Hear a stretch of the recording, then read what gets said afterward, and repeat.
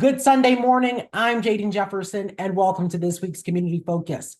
It's a big year for politics. Obviously, we have a presidential race happening, and this week, former President Trump announced his running mate, Ohio Senator J.D. Vance. But at the state level, there's a big Senate race between Senator Sherrod Brown, a Democratic incumbent, and Bernie Moreno, a newcomer Republican. I'm talking about both with Karen Kasler. She is the bureau chief at the Statehouse News Bureau in Columbus. Here's our conversation. What did you guys make of this when you first heard the news that Senator Vance was going to be Trump's running mate? Well, I guess I wasn't totally surprised because he's been talked about as a possible running mate for former President Trump for a while. And it's interesting because, he's only been in office for a year and a half. He was elected to the Senate in 2022, so he took office in January 2023. So he doesn't have a big record to run on here when it comes to his positions on issues, but obviously Trump is very fond of him and believes that he would be the right choice. So I'm not completely surprised by it. And what I hear when I think about this is strategy. It seems like there was something strategic about picking Senator Vance. And so what do you think went into that? Well, I think Trump may have been looking for somebody who follows along with him on some of the major issues. And certainly J.D. Vance, especially since becoming the Republican nominee, he became the nominee in a 7-way primary in 2022.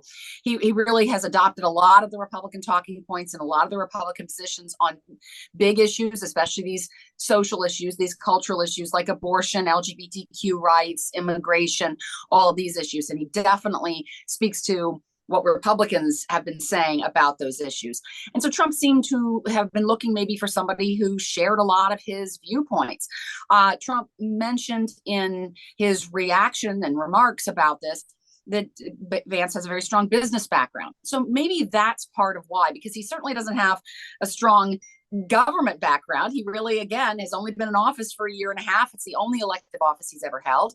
So I guess Trump is looking for somebody who has that business acumen, which Vance would have as a former venture capitalist. And it seems that one of the things that Trump had to overlook in choosing Vance is his past remarks about Trump. He wasn't always a fan. And so how do you think that was addressed in this process? Yeah, he definitely was not a fan. Going back to 2016, when he moved back to Ohio, a lot of reporters, including reporters here at the Statehouse News Bureau, talked to Vance about just some of the things that he was doing. He was working on a nonprofit foundation called Our Ohio Renewal, where he was trying to address some of the things that he talked about in his best-selling memoir, Hillbilly Elegy, some of the economic problems and the drug concerns in Appalachian, Ohio, and throughout the Appalachian area. And that foundation didn't do so well, didn't raise a whole lot of money, folded in 2021. And about that time, of course, too, Vance was starting to look at running for office. He'd been talked about as a Senate candidate back in 2018, did not want to run then, but obviously decided that he was going to run in 2022. And he had been lagging in the pack until Trump endorsed him. And that really vaulted him over the other 6 candidates in that race. And so he had a little, I think, didn't really have a whole lot of trouble beating Tim Ryan, the moderate Democrat who was running against him, beat him by 6 points. But he certainly, I think, has introduced himself to Ohio, but maybe not everyone in Ohio knows who he is. Back in 2016, he said he would never vote for Trump, didn't like him, thought he was an idiot, referred to him in a text message to a friend as possibly America's Hitler. I mean, he really had some very strong criticism, and it's well documented that this was out there. But then when he joined the Senate race, he scrubbed his social media of all those references and said that he had changed his mind. He said he had talked with Donald Trump and Trump had forgiven him. And Trump, of course, ended up endorsing him. So I think that was a pretty remarkable turnaround for somebody who had been so anti-Trump before. And that's kind of the story that the Republican Party has had, too, because I can remember back in 2016 when the convention was in Cleveland, there were a lot of Ohioans, including former Governor John Kasich, who ran for president against Donald Trump, who were very opposed to Trump, were very concerned about him. Eventually, the whole party has gotten on board, essentially. Yeah, and looking at the Republican National Convention, it's been a bit weird just to see how things have changed because we saw Nikki Haley even deliver in her speech talking about giving Trump her strongest endorsement. And had it been a few months ago, we would not have heard those words from her. Right. And I know that a lot of people are referring to this as a unity effort and that Trump is trying to bring everybody together. There's a lot of non-unity out there, though. And certainly you could talk about some of the other things that Trump has said that are not unifying. He's made comments about pardoning January 6th insurrectionists and some of these other things that he's talked about specifically toward Democrats. And so there's not necessarily a call for unity going on, but certainly the Republican Party is attempting to appear unified, which is what the Democrats will do next month, even as Democrats are going through this whole discussion about whether Joe Biden should stay on the ballot or not. I just wonder, obviously, this has changed the focus a lot from President Biden's age concerns, but we're now looking at this new running mate.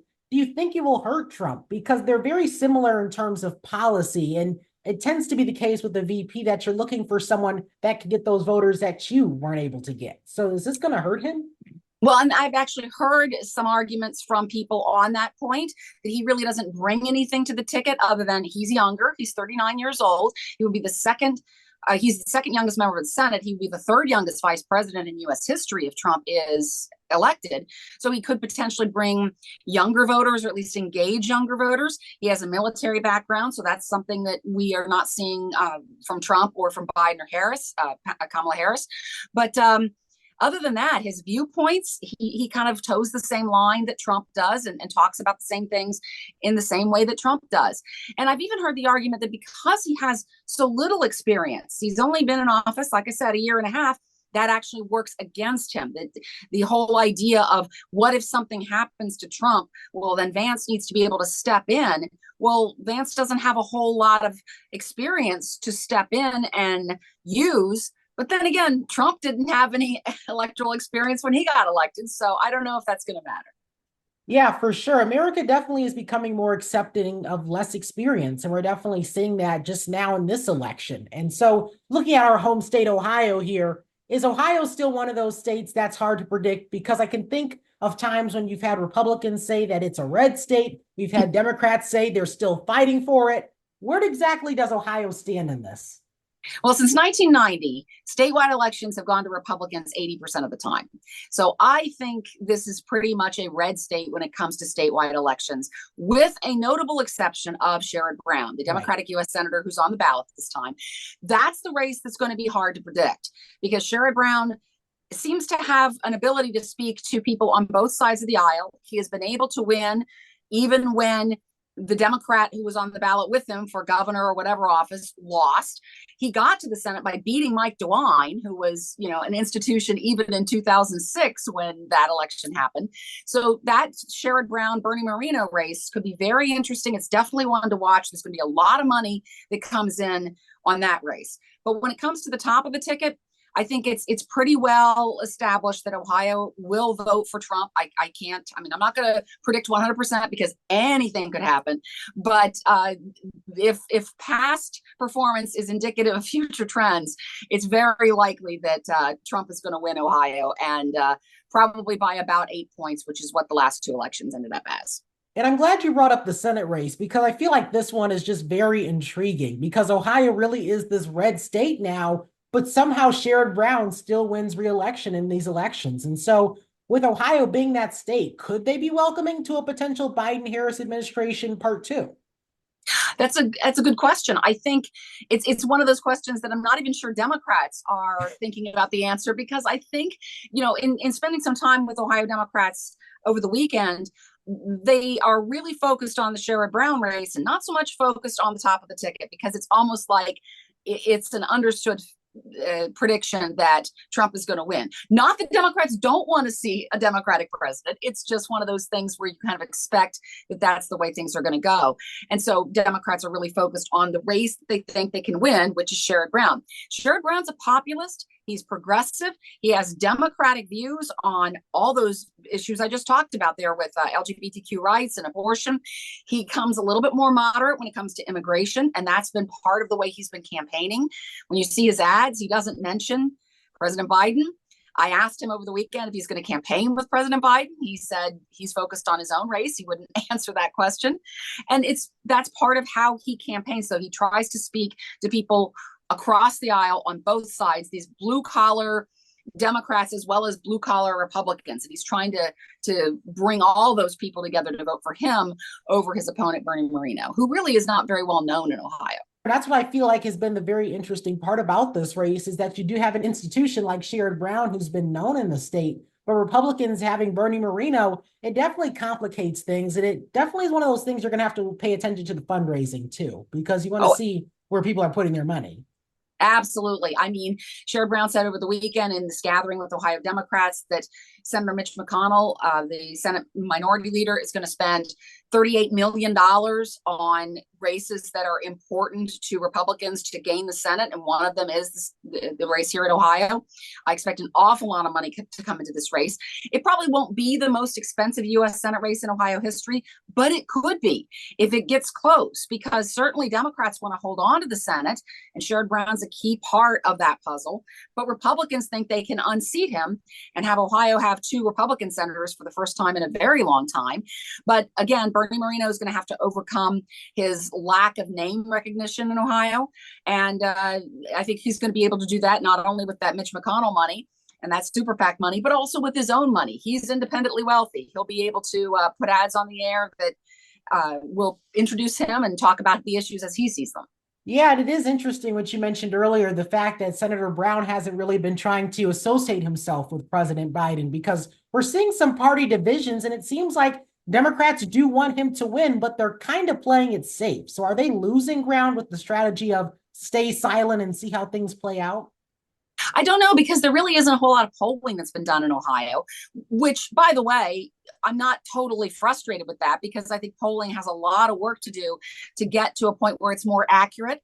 And really, polling is only a snapshot in time. It really doesn't give you a sense of how things are going to be. What the poll says today is not necessarily what the vote is going to be in November. So I think that Sherrod Brown has had this ability over the years to really speak to people and to get out there and bring people in. He's going to continue to do that. And he is going to move away from Biden, I think. And you're seeing it too with Marcy Kaptur, your congresswoman in Northeast Ohio, or Northwest Ohio. So it's a struggle for Democrats, I think, running in a state they know Biden won't win, but still wanting to win themselves. It's challenging. There's definitely a lot of instability really on both sides of these races, but I appreciate you joining me to talk about it. It's so great to talk to you. I really appreciate the work that you do. Local news is so important, and I think what you're doing is just a tremendous public service, and you're doing great at it. And that's this week's Community Focus. Thanks for watching and have a great week.